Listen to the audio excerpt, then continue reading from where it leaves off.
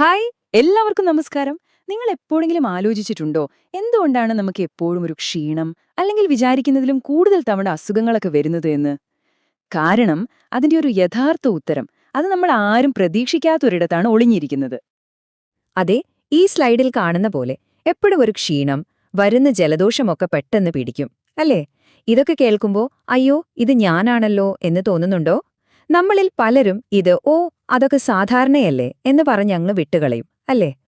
പക്ഷേ സംഭവം അത്ര സിമ്പിളല്ല.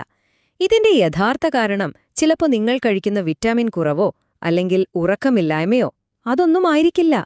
അതിനേക്കാളൊക്കെ അപ്പുറത്ത് നമ്മുടെ ശരീരത്തിനുള്ളിൽ തന്നെ ഒളിഞ്ഞിരിക്കുന്നൊരു വലിയ രഹസ്യമുണ്ട്. അപ്പൊ ശരി, നമുക്ക് ആ യഥാർത്ഥ കാരണത്തിന്റെ ഉറവിടം തേടി ഒരു യാത്ര പോകാം. ഉത്തരം അത് നമ്മുടെ ഉള്ളിൽ തന്നെയുണ്ട്. അപ്പോ ഏറ്റവും പ്രധാനപ്പെട്ട ചോദ്യം ഇതാണ്: നമ്മുടെ ആരോഗ്യത്തിനു വേണ്ടിയുള്ള യഥാർത്ഥ യുദ്ധം നടക്കുന്നത് എവിടെയാണ്? എവിടെയായിരിക്കും? നമ്മൾ സാധാരണ കരുതുന്ന പോലെ തൊണ്ടയിലോ മൂക്കിലോ ഒന്നുമല്ലാട്ടോ. അതെ, നിങ്ങൾ കേട്ടത് കറക്റ്റാണ്. ആ പോരാട്ടം നടക്കുന്നത് നമ്മുടെ കുടലിന്റെ ഉള്ളിലാണ്. സത്യം പറഞ്ഞാൽ നമ്മുടെ ശരീരത്തിന്റെ മുഴുവൻ ഇമ്മ്യൂൺ സിസ്റ്റത്തിന്റെയും ആ ഒരു കൺട്രോൾ റൂം എന്ന് പറയുന്നത് തന്നെ നമ്മുടെ കുടലാണ്. ഈ ഒരൊറ്റ കാര്യം അറിഞ്ഞാൽ മതി, ആരോഗ്യത്തെക്കുറിച്ചുള്ള നമ്മുടെ കാഴ്ചപ്പാട് തന്നെ മൊത്തത്തിലങ്ങ് മാറും. അപ്പോ എന്താണ് ഈ കുടലിനുള്ളിൽ ശരിക്കും നടക്കുന്നത്? ശരി, നമുക്ക് നമ്മുടെ ഉള്ളിലെ ആ ഒരു മൈക്രോസ്കോപ്പിക് ലോകത്തേക്കൊന്ന് പോയി നോക്കാം.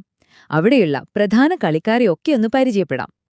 ഈ ഗട്ട് മൈക്രോബയോം പേര് കേട്ട് പേടിക്കേണ്ട, സംഭവം വളരെ സിമ്പിളാണ്.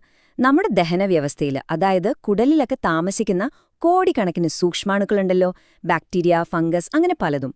ഇവരുടെ എല്ലാം ഒരു വലിയ സമൂഹത്തെയാണ് നമ്മൾ ഗട്ട് മൈക്രോബയോം എന്ന് വിളിക്കുന്നത്. ഒരു വലിയ നഗരം പോലെ സങ്കൽപ്പിച്ചാൽ മതി. അവിടെ നല്ലവരും ചീത്തവരും ഒക്കെ ഉണ്ടാവും. അപ്പോ നമ്മൾ പറഞ്ഞ പോലെ ഇതൊരു വലിയൊരു ഇക്കോസിസ്റ്റം ആണെന്ന് വിചാരിക്കുക.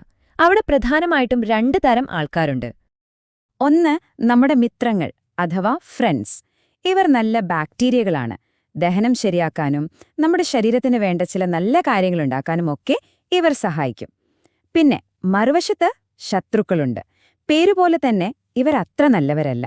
ഇവരുടെ എണ്ണം ഒരു പരിധിയിൽ കൂടുതലായാൽ അപ്പ തുടങ്ങും പ്രശ്നങ്ങൾ.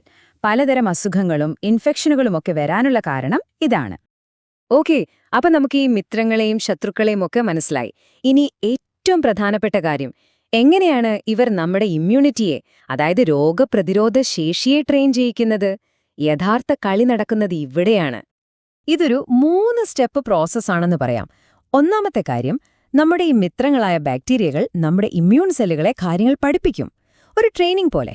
രണ്ടാമതായി, ഈ ട്രെയിനിങ് കിട്ടുന്നതുകൊണ്ട് നമ്മുടെ ഇമ്മ്യൂൺ സിസ്റ്റത്തിന് ശത്രുവേതാ മിത്രമേതാന്ന് കറക്റ്റായിട്ട് തിരിച്ചറിയാൻ പറ്റും. വെറുതെ എല്ലാരെയും പോയി ആക്രമിക്കില്ല. ഇനി മൂന്നാമത്തെ പോയിന്റ്, ആരോഗ്യമുള്ളൊരു മൈക്രോബയോം നമ്മുടെ കുടലിന്റെ ഭിത്തിയെ ഒരു കോട്ട പോലെ സംരക്ഷിക്കും.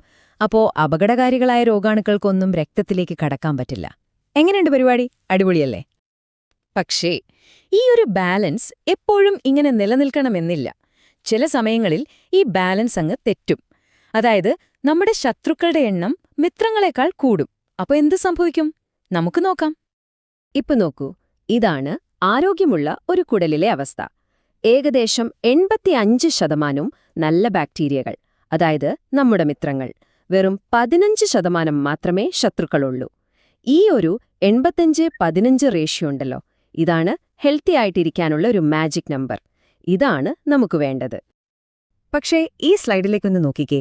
ഇവിടെ കാര്യങ്ങൾ മൊത്തം തലകീഴായി മറിഞ്ഞു. മിത്രങ്ങൾ വെറും 40%, ശത്രുക്കളോ 60%. അവരെപ്പോ ഭൂരിപക്ഷമായി. ഈ ഒരവസ്ഥ, ഇതിനെയാണ് നമ്മൾ ഇംബാലൻസ് എന്ന് പറയുന്നത്. നമ്മുടെ എല്ലാ പ്രശ്നങ്ങളുടെയും തുടക്കം ഇവിടെ നിന്നാണ്. അപ്പോ നമ്മൾ ഈ ചർച്ചയുടെ തുടക്കത്തിൽ പറഞ്ഞ ആ പ്രശ്നം ഓർമ്മയുണ്ടോ? എപ്പോഴും ക്ഷീണം, ഇടയ്ക്കിടെ വരുന്ന അസുഖങ്ങൾ. അതിന്റെയൊക്കെ യഥാർത്ഥ കാരണം ഇതാണ്: കുടലിലെ ഈ ഒരു ഇംബാലൻസ്. നമ്മുടെ ഇമ്മ്യൂൺ സിസ്റ്റത്തിന് ശരിയായി ജോലി ചെയ്യാൻ പറ്റാത്തൊരവസ്ഥ വരും. അപ്പോ നമ്മൾ ഇത്രയും നേരം പറഞ്ഞതിൽ നിന്ന് എന്താണ് മനസ്സിലാക്കേണ്ടത്? നമ്മുടെ രോഗപ്രതിരോധ ശേഷിയുടെ യഥാർത്ഥ ഫൗണ്ടേഷൻ എവിടെയാണ്? നമുക്കതൊന്നുകൂടി ഉറപ്പിക്കാം. ഈ ഒരു കാര്യം എപ്പോഴും ഓർമ്മയിൽ വെച്ചോളൂ.